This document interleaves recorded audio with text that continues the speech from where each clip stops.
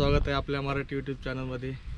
आज आपण आलोय मलंगगडावरती आणि आता जे आपण आहे मलंगगडावरती येण्यासाठी दोन मार्ग, एक तर पुढच्या साईडने जातो आणि एक बॅक साईडने पण तुम्ही येऊ शकता। आणि इकडून आल्यानंतर आता आपण आहे ती पिरमाची वरती बघू शकता, पायऱ्या वगैरे आहे तिकडून रॅलिंग, आणि तिकडे राईट साईडला बघितलं तर गणेश कार्तिक सुरगा आणि पलीकडे आहे तो तावली। तर इथनं मलंगगडावरून जाणारा एक तर 3-4 तासाचा पॅच आहे, डायरेक्ट तुम्ही असं पायवर पण करू शकता। आणि आता आपण चाललोय वरती मलंगगडावरती राजमार्ग, तर चला।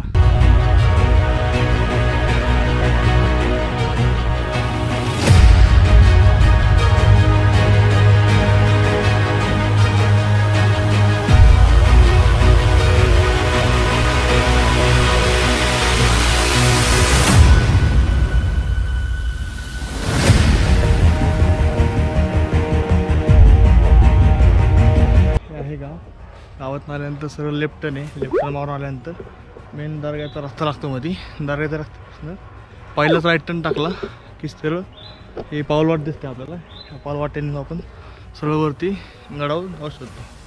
तर चला जाऊयात आपण। समोर बघू शकता आपला ती आहे पिरमाची आणि खाली ती मलंगगाव आहे। मलंगगावातून सरळ आल्यानंतर इकडं पिरमाचीवरून एक रस्ता येतो, दुसरा रस्ता एक ह्या साईडने शंकराची पिंडमध्ये महादेवाचं मंदिर वगैरे, त्या रस्त्याने असा वळसा मारून तेढ आत्ता याच्या दर्गा आहे, दर्ग्यापाशी रस्ता येतो। म्हणजे दोन्ही मार्ग इथं येऊन एक गडावर जायचा रस्ता आहे, तर हा सरळ या रस्त्याने येतो कडाने। जरी तुम्ही इकडून जरी पिरमाचीवरून आले गावातनं कमीत कमी एक अर्धा-पाऊण तासामध्ये आपण या दर्गापाशी येऊ शकतो।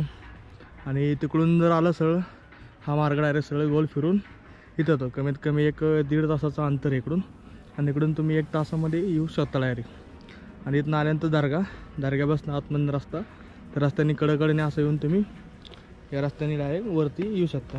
आल्यानंतर आपण बघू शकता की हा राजमार्ग आहे, इथं पायऱ्या वगैरे आहेत, इकडं बालेकिल्ला वगैरे, हा देवणीचा सुळका आपण पाहू शकता।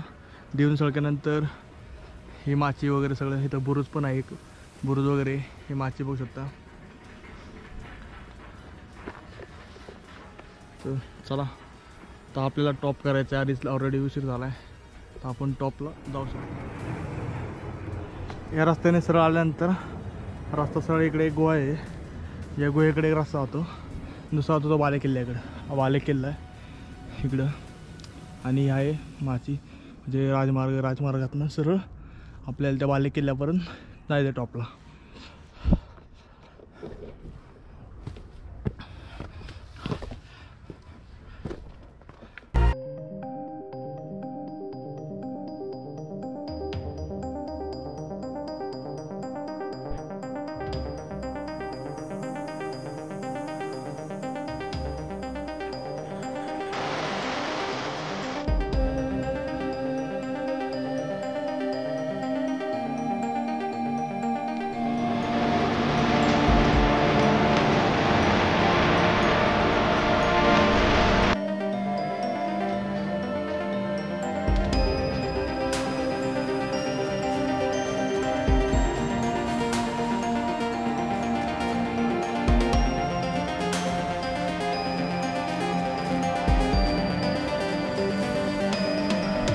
राजमार्गांचा आल्यानंतर आपण बघू शकता तिथं आहे तो गणेश कार्तिक सुरगा, त्या मागे आहे तो तावलीगड आणि पर्वत रागे म्हणजे चंद्रे आणि इकडे असतो। आणि सरळ आल्यानंतर इकडे सरळ हा जो मार्ग आहे तो वरती आपल्याला बालेकिल्ल्यावर जाता येतं। आणि आपण आता इथून आपण पाहू शकता इथं आहे पाण्याचे टाके वगैरे गडावरती, त्याच्या मेन जागेवर खाली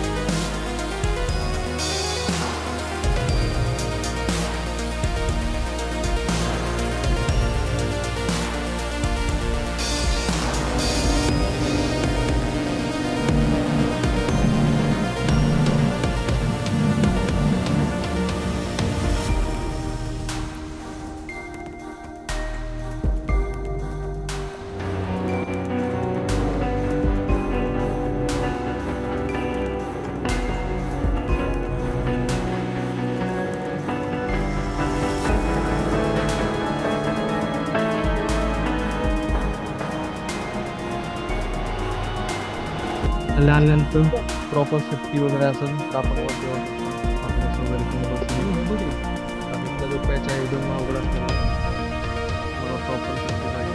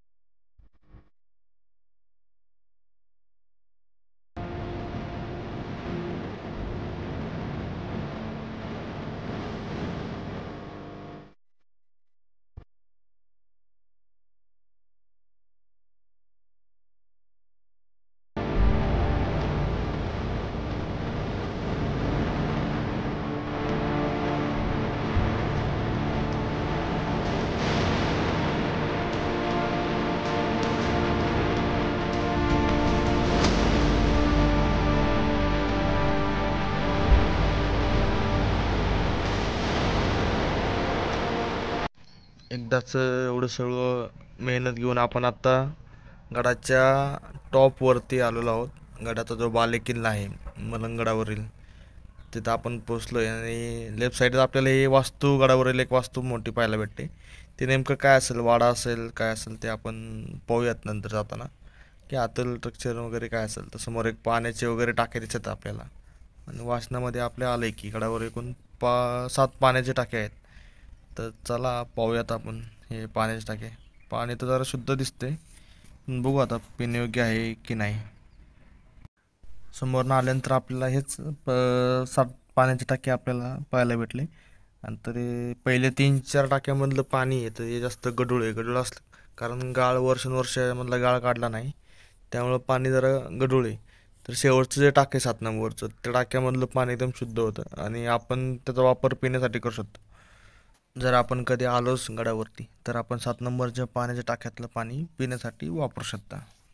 तसेच आपण जे वाचलं होतं गडावरती 7 पाण्याचे टाके, तर तिथेही आपल्याला 7 पाण्याचे टाके पाहायला भेटले. जसं की चावणगडावरील सप्तमातृका आहे तसं हे मलंगडावरील 7 पाण्याचे टाके आपल्याला पाहायला मिळतात. तसेच गडावरती जेवढं पाणी जास्त असेल तेवढं गड जास्त दिवस शत्रूंपासून टिकून राहू शकतो.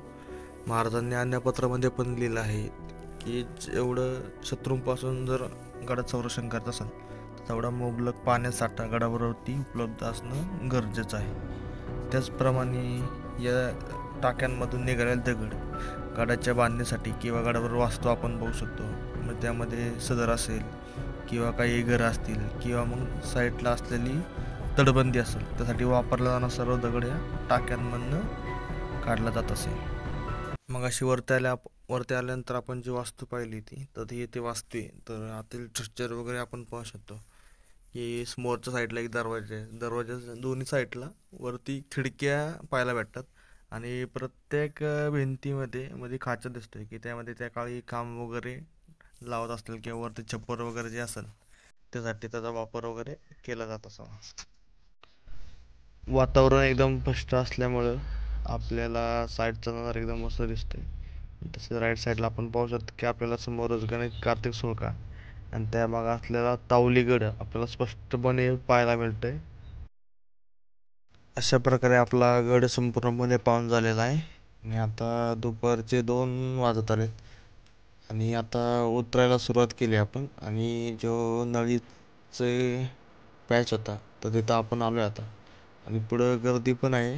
तर आपण आता इथून रॅपलिंगचं सेटअप लावतोय. तर आपण रॅपलिंग करून खाली उतरणार आहे. तर चला बघूया दादानी कसा लावलाय सेटअप. एकदम जोरदार मध्ये आपलं सेफ्टी प्रिकॉशन चालू आहे. आपण हे सेटअप लावत असेल तर अनुभवी व्यक्तीकडून जर आपण सेटअप वगैरे लावून घ्या तर तपासून घ्या इक्विपमेंट वगैरे व्यवस्थित आहेत की नाही, तरच तुम्ही रॅपिंग वगैरे करू शकता.